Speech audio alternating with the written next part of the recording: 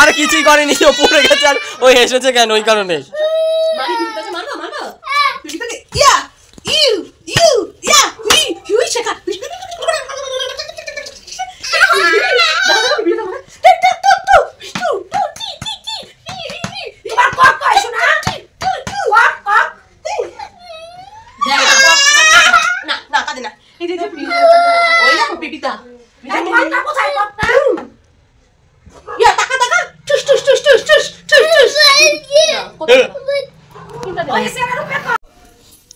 এই দেখো বন্ধুরা, এটা হলো ভুসো চিংড়ির বড়া।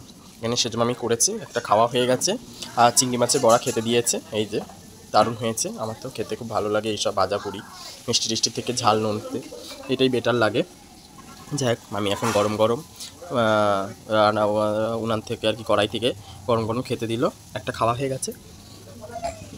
আপনারা দেখুন কেমন লাগছে। এই হলো ভুসো চিংড়ির বড়া, দারুণ লাগছে। খেয়ে দেখুন। নিচে পড়বে কিন্তু পড়বে না, এরকম ভাবে কালার হয়েছে তো। আমি তোকে বলে রাখলাম দালার নিয়ে খাইছো। চিংড়ি মাছের বড়া আমরা খাচ্ছি, অসাধারণ, খুব ভালো লেগেছে।